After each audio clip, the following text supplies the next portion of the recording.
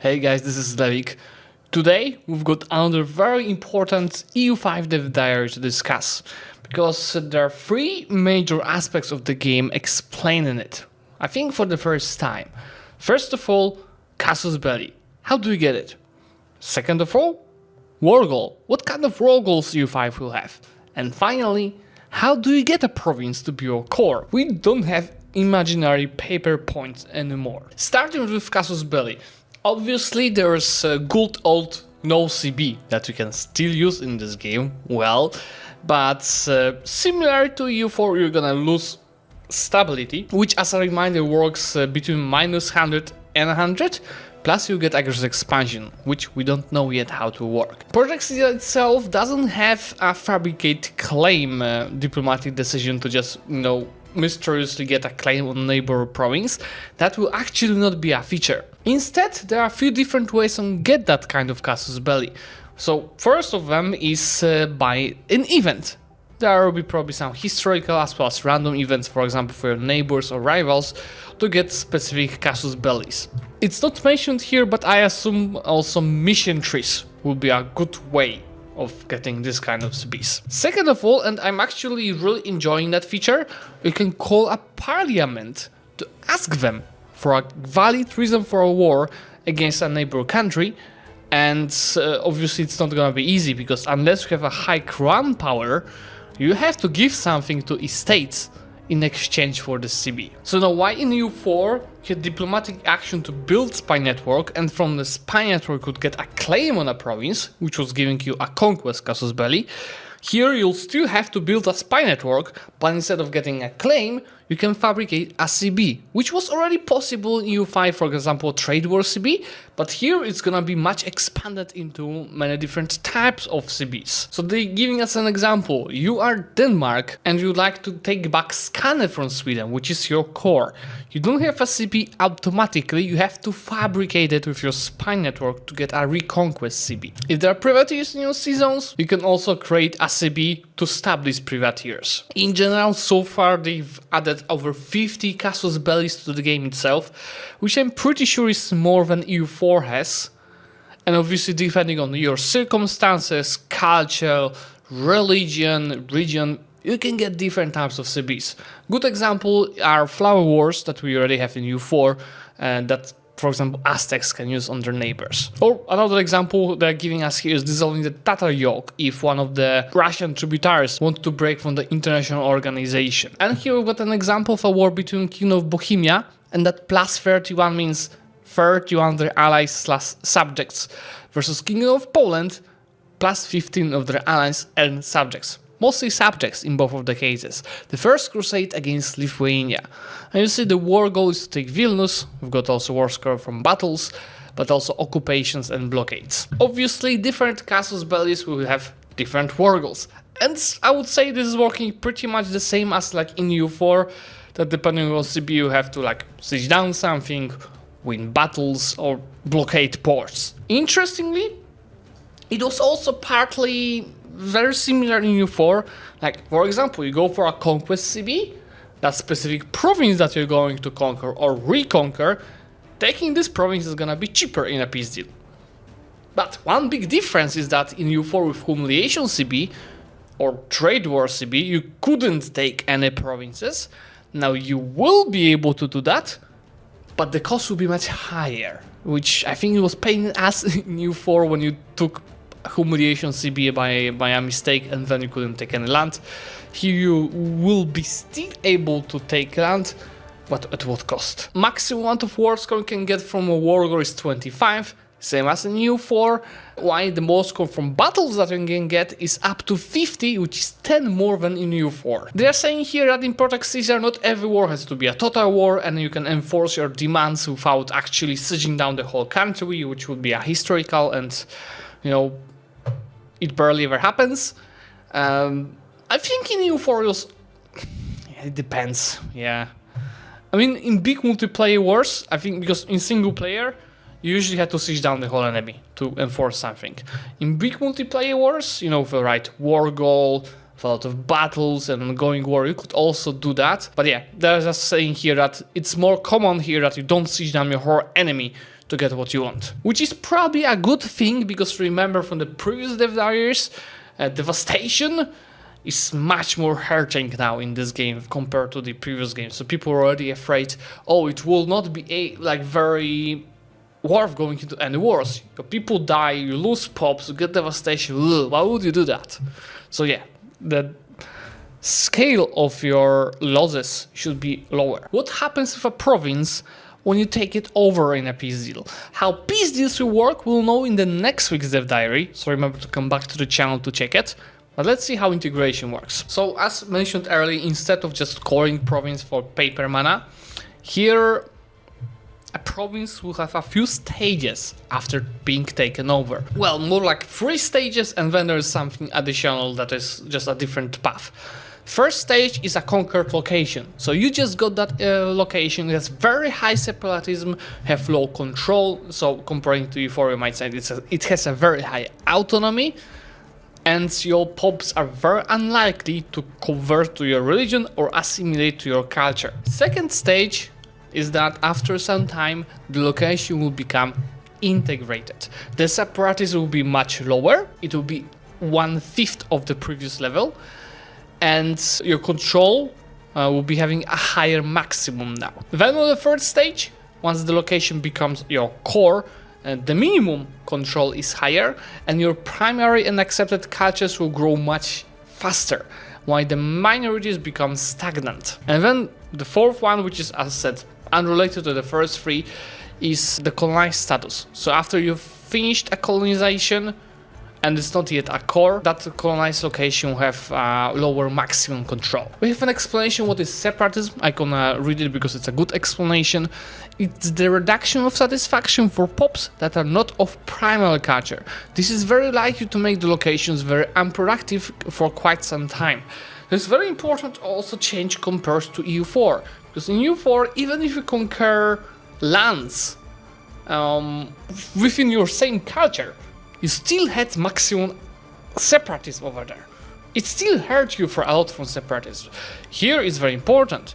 The separatism is only for the different cultures. So this way, it's not hurting you as much. Now it's also a very good note how to get an integration location into a core. It has to be integrated or colonial, some of these two mentioned earlier, and at least 50% of the pops are of the primary or accepted cultures of that country.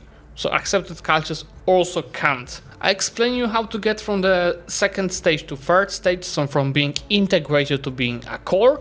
Now how the hell we get from first stage, so conquered province, to that province becoming an integrated location? Well, it's not easy. Because I mentioned here about the magic pepper that we were talking about. You pretty much have to use your cabinet members to start integration. Good news is that you don't have to integrate by allocation. So it's not that bad. In early stages of the game, you have to integrate by a province. So it's not that tragic. Why in later stages of the game, so since it's the Age of Absolutism, we have an advance to start integrating by areas, which will make it much faster. But still, as they are saying here, the integration process is not a few months to a few years like in EU4.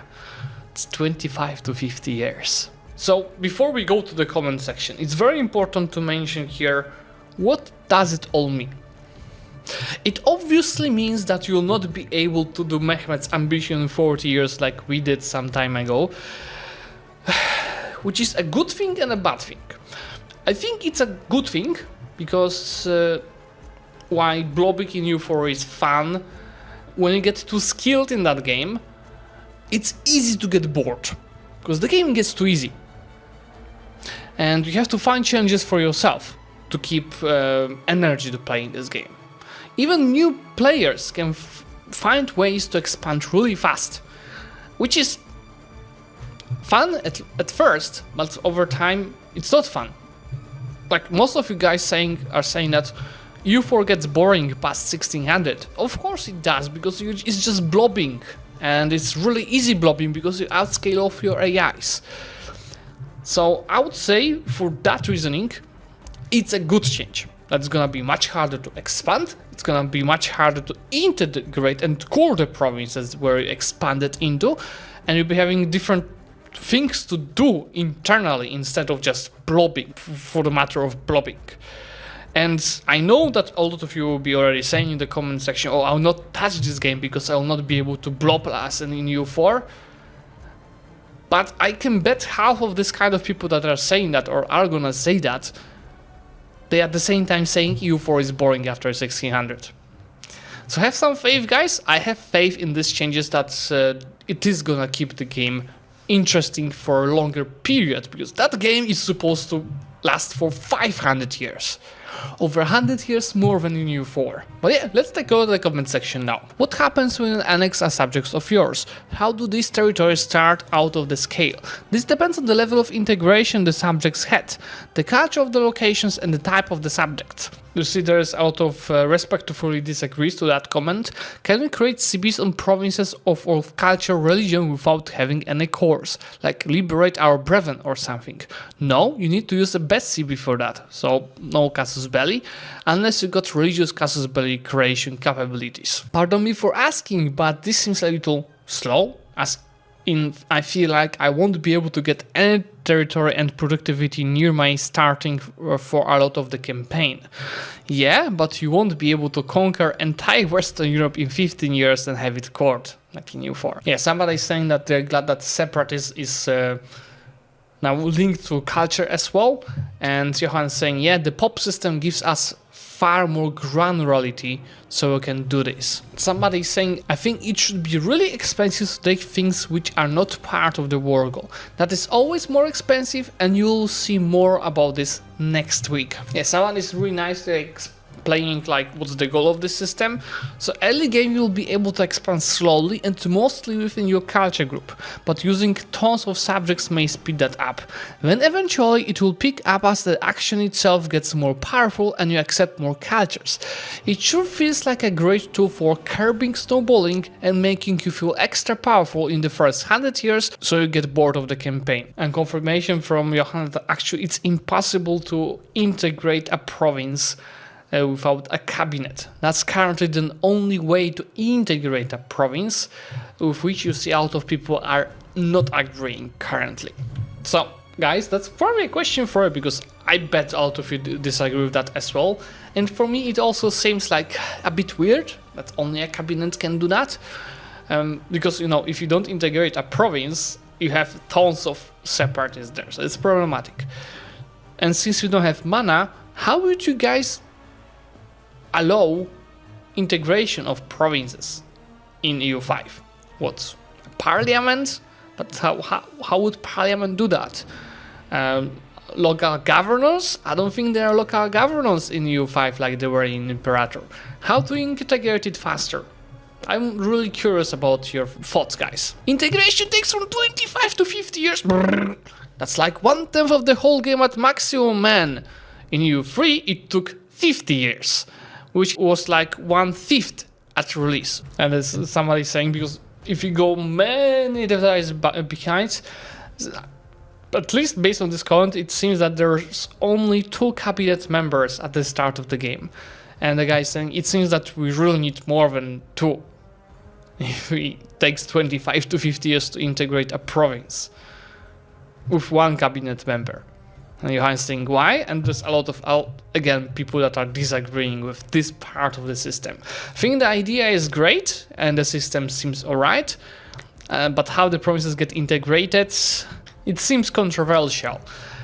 One idea that just came to my mind, maybe these provinces should be integrated automatically, within like a lot of time. And then for a cabinet member, we can speed up this integration. Wouldn't be that a better system? And then of course, laws, policies and everything else could also speed this up. Of course, we should avoid power creep, where you end up integrating stuff within a few years. But just a better system where you know, you don't have two cabinet members to integrate a couple of provinces. In some questions, what we change, the action of the cabinet member doing something, the cabinet member changes, the integration can be paused within the current system. Yeah, there's no overextension, but of course, instead you're hurting from separatism and lack of control of that location. So yes, that's all for today. Actually, that's a longer video because it seems like we need to discuss this a bit further. So obviously, guys, leave a like so we can reach more people and subscribe to get notified about next week dev diary about peace deals.